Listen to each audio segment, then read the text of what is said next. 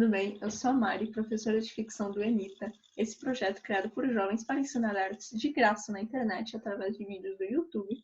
E eu estou aqui hoje com a primeira aula de ficção do projeto, onde a gente vai tratar sobre os temas mais básicos primeiro, como, por exemplo, o que é uma ficção, como ela surgiu, subgêneros comuns e suas características, e a diferença entre uma ficção e uma short fiction. Então me acompanhem na primeira aula de ficção do EMITA. Ok, então vamos começar do início. O que é uma ficção? Bom, uma ficção é basicamente uma história inventada. Pode ser num filme, num livro, numa série. Se for uma história inventada, é uma ficção. Até mesmo uma mentira é uma ficção. Por quê? Porque é uma história inventada. História inventada, ficção. Tem que lembrar disso. Ok, e essa ficção, ela precisa ter alguma conexão com a realidade? Não necessariamente, mas ela pode. Então, essa história inventada, ela pode se passar numa cidade que realmente existe na Terra, pode se passar em um mundo completamente inventado, numa galáxia muito, muito distante, pode se passar em uma cidade, em um local que existe na Terra, mas que não é real. Quem escolhe é o escritor. Para ser uma ficção, independe do local onde ela se passa. O que depende é que o enredo seja inventado. Ok, Mari, legal. A gente sabe que ficção é uma história inventada, que pode ou não ter relação com a realidade, mas como que surgiu a ficção? Bom, a ficção surgiu, como a maioria da literatura, através da tradição oral. Então, o que isso significa? Ela surgiu através de mitos, de lendas, de folclore que eram contados oralmente e, com o surgimento da escrita, começaram a ser documentados. Então, se tornaram uma literatura ficcional, uma escrita ficcional. Então, com a evolução da escrita ficcional, da literatura ficcional, surgiram também os subgêneros dessa literatura ficcional. Por que subgêneros? Porque a ficção em si é um gênero literário, é um gênero da literatura. Então, dentro desse gênero, tem os subgêneros, que têm características próprias e muitas vezes são completamente diferentes um do outro, podem ter características similares, por isso eles foram divididos. E a gente vai ver alguns deles hoje, então vamos ver agora alguns dos subgêneros mais famosos da ficção. Tenho certeza que vocês conhecem a maioria deles. Ok, gente, vamos lá. Agora vamos ver alguns dos subgêneros mais comuns da ficção e suas características. Eu dividi aqui em duas partes. Nesse lado aqui a gente tem os subgêneros de acordo com a idade dos espectadores que vão consumir essa ficção. Aqui desse lado, a gente tem os subgêneros divididos por características. E a gente vai começar por essa parte. O primeiro aqui que eu coloquei é a fantasia. E a fantasia, na verdade, é um subgênero de um subgênero. Porque dentro da ficção, a gente tem um subgênero que é a literatura fantástica. E dentro da literatura fantástica está a fantasia junto com alguns outros subgêneros, como, por exemplo, o horror. Características da fantasia. Bom, a fantasia sempre tem magia ou questões sobrenaturais. Fato. Magia é algo da fantasia. E essa magia não precisa ser explicada, ela não precisa ter uma explicação plausível para acontecer. Por exemplo, em Harry Potter, o Sr. Olivaros, quando ele vende a primeira varinha do Harry, ele fala: é a varinha que escolhe o bruxo, Sr. Potter, e não o contrário. A varinha escolhe o bruxo. Por quê? Não sabemos. Precisamos saber? Não, o autor não precisa explicar por que essa magia acontece, por que essa questão acontece. Além disso, além dessa questão da magia, desses elementos sobrenaturais que não precisam de explicação, a maioria das fantasias elas se passam majoritariamente, se não completamente, em um local inventado. Em Harry Potter, por exemplo, a maioria dos livros se passam em Hogwarts, que embora fiquem no nosso mundo, o local é inventado. Hogwarts é completamente inventada e muitas vezes não tem relação nenhuma com o nosso mundo. Uma outra fantasia extremamente conhecida é O Senhor dos Anéis, que se passa em um mundo completamente inventado, na Terra-média, onde se tem anões, elfos, até humanos, só que é algo totalmente inventado. E isso é algo muito comum na fantasia. Vocês podem perceber que a maioria das fantasias se passam majoritariamente, se não completamente, em um local completamente inventado e sempre tem magia. Sempre. Ok, próximo subgênero. Ficção histórica. O que é uma ficção histórica?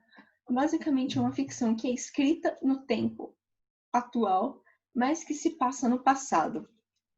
quando eu falo de tempo atual, não precisa ser agora, século XXI, 2020, não.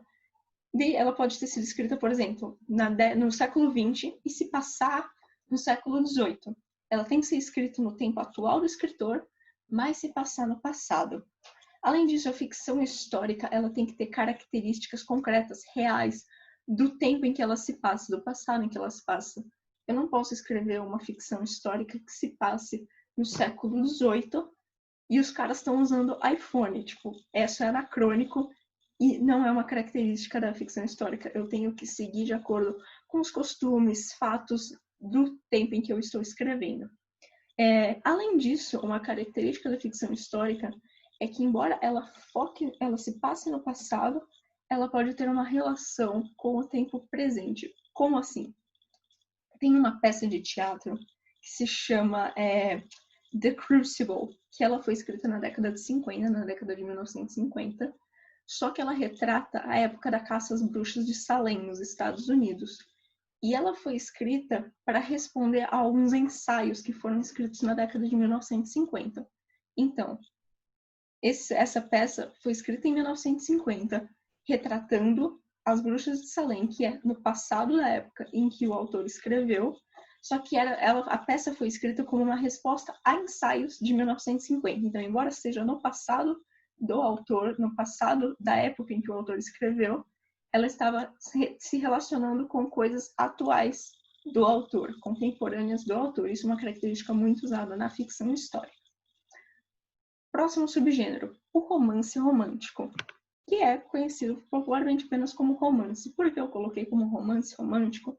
Porque na literatura um romance é basicamente um livro de prosa que tem um enredo, a introdução, a conclusão. Então pode ficar meio ambíguo se eu falar só o romance. Não, romance romântico, que é aquele que trata, geralmente são histórias de amor entre duas pessoas, e ela tem algumas características próprias, e uma delas é o idealismo. E idealismo principalmente dos personagens, e mais principalmente ainda da figura masculina, se tiver. Por exemplo, vocês podem perceber que na maioria de filmes românticos, o personagem masculino, embora ele tenha defeitos, embora ele tenha coisas ruins, as qualidades dele são muito exacerbadas. Ele é um cavalheiro, ele é doce, ou se ele não é, ele vai se tornando à medida que a história corre. Até mesmo a personagem feminina, embora ela tenha defeitos, as qualidades dela também são muito exacerbadas. Esse idealismo dos personagens é muito frequente nos romances românticos. E a história tem um enfoque nessa relação amorosa entre os personagens principais.